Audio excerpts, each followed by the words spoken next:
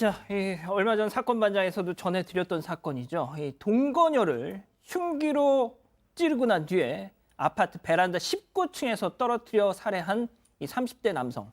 어제 재판에 넘겨졌네요. 네, 11월 17일에 발생한 사건이죠. 당시에 헤어질 것을 요구한 동거녀를 흉기로 수차례 찔렀습니다. 그리고 19층 아파트 베란다에서 끔찍하게도 밀어 떨어뜨렸는데요. 당시 경찰에 전화를 했어요. 그러면서 자수 의사를 밝혔습니다. 자수를 한 건 아니죠. 그러면서 극단적인 선택을 하겠다는 이야기까지 했는데 하지만 곧바로 경찰이 위치를 확인하고 출동해서 체포했습니다. 이후에 구속영장이 발부됐고요. 25일 살인 혐의로 검찰에 송치됐고 어제 검찰이 구속 기소했습니다.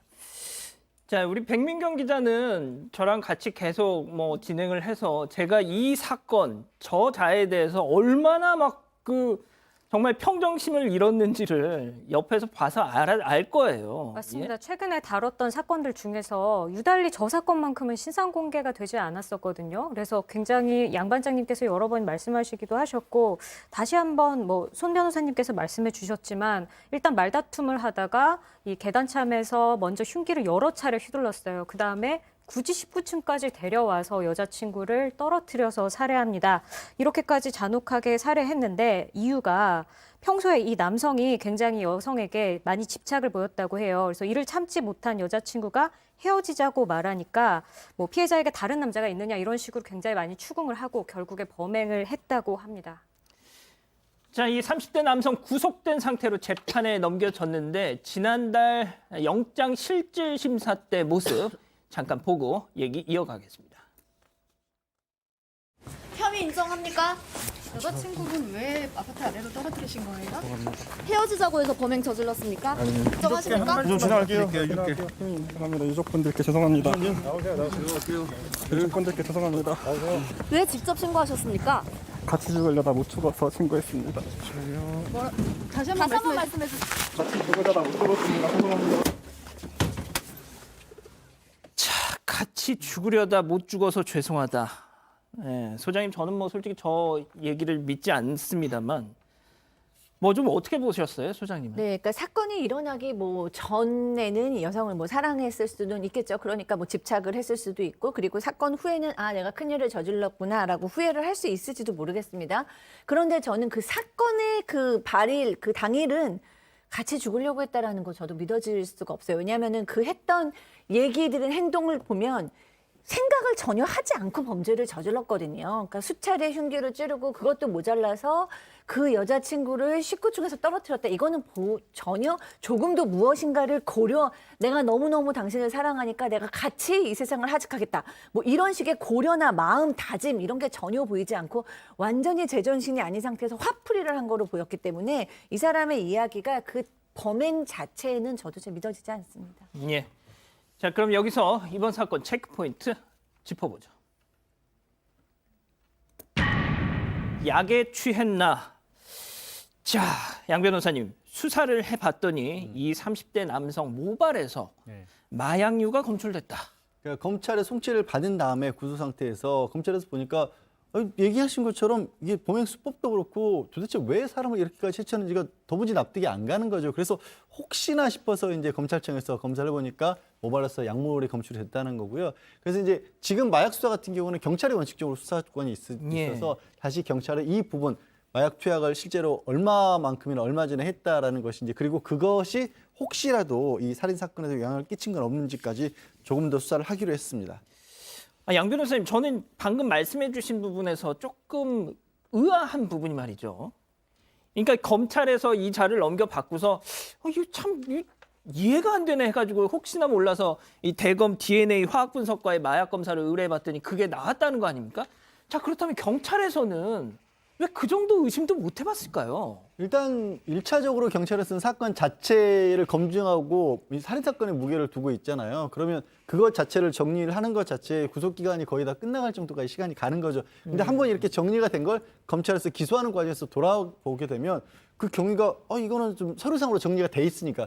근데 검찰에서도 구속기간은 20일로 더 충분하지 않습니까? 그래서 이제 검찰에서는 한 번 더 이런 부분들을 찾아낼 수 있었던 걸로 보입니다. 손 변호사님, 그럼 검찰이 딱 이 자를 봤을 때 뭔가 마약이 좀 의심된다라고 봤던 좀 이유가 뭘까요? 네, 일단 검찰이 경찰에서 사건을 넘겨받은 다음에 보니까 이 범행 수법 자체가 이거는 잘 납득이 안 간다. 그리고 또 이러한 범행에 이르기까지 어떤 경위 등을 볼 때도 뭔가 이상하다. 게다가 이 피고인의 그 전력까지도 종합적으로 봤더니 이거는 마약류 투약 의심 정황이 있다고 판단을 하고 경찰에 이 부분을 이제 다시 조사라고 돌려보냈습니다.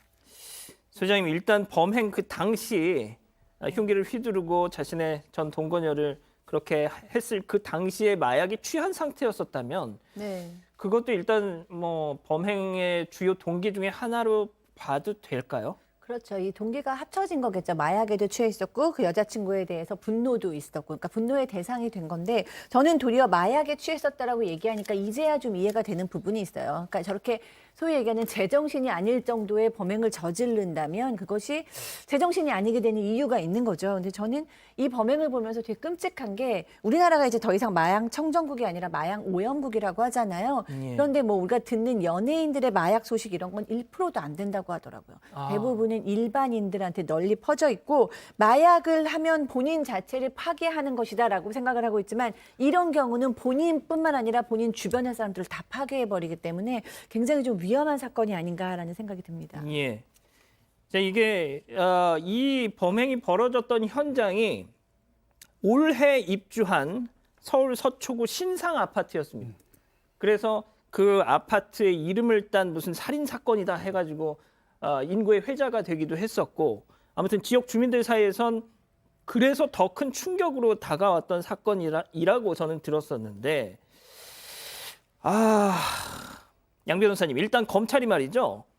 이 피해자 유가족을 위해서 범죄 피해자 구조금 및 심리치료비 지원을 하기로 했다는 거예요. 네. 저는 이 얘기 딱 듣는 순간 정말 이 피해자 유족들이 엄청난 지금 정신적인 공황 상태에 빠져 있구나.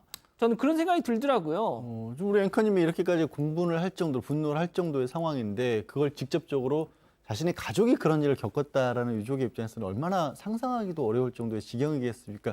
그러다 보니까 이제 이런 유족 지원까지도 의뢰를 한 것으로 보이고요.